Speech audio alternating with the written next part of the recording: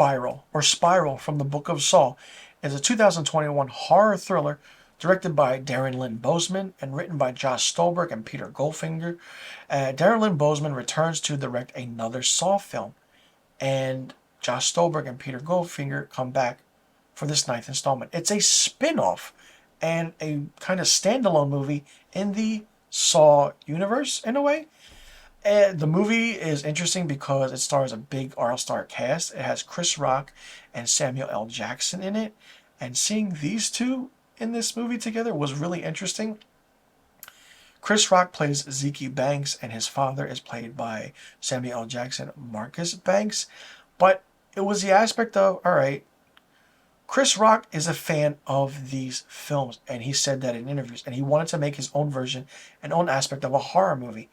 And it was different, but it just didn't feel like it should have been made. There was nothing good about this movie at all. You could have a big name like Samuel L. Jackson, like what the hell's going to happen?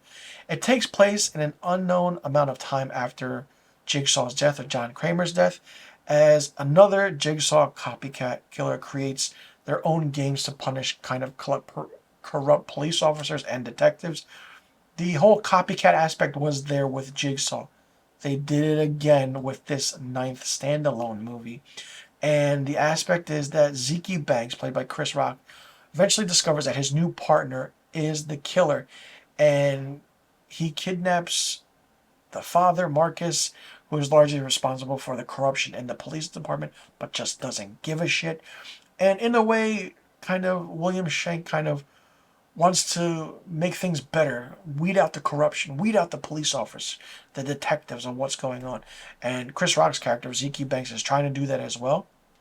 But we're focused on the story of the corruption of the cops. What can happen? Well, how can we fix it? Let's have a copycat killer kill all these corrupt cops in a way that Jigsaw would. But Detective William Shank is the copycat. Like, I mean, it's interesting because it was also another twist where it's revealed that Banks' father, Marcus, who was responsible for the corruption in the police department, like I stated, reveals that his own father was killed by a dirty cop, and he hopes to recruit Banks as his partner in cleansing the department of corruption. Banks is then forced to choose between killing the copycat killer Shank or saving his father.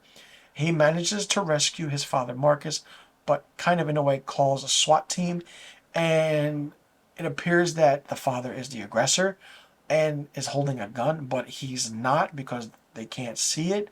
And Shank escapes, and the SWAT team restrains Banks and shoots his father to death right in front of him.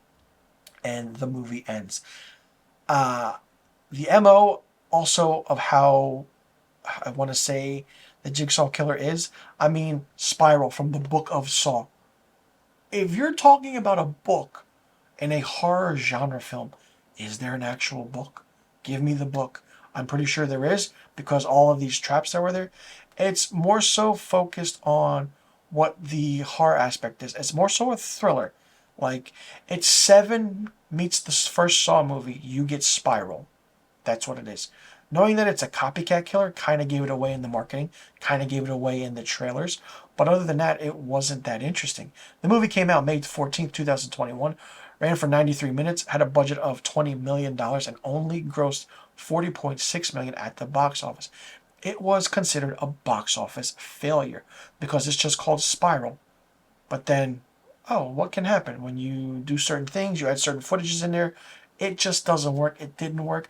I commend Chris Rock for trying. I loved seeing Samuel L. Jackson in a horror movie, but it just didn't fit the mold of what it could have been and what a Saw movie is, especially when you call it Spiral. We've seen the Spiral. We've seen it in previous Saw films, the logo, but with this, just didn't work. And seeing that it's another copycat killer, they just used the same story from the 8th movie, I want to say, titled Jigsaw.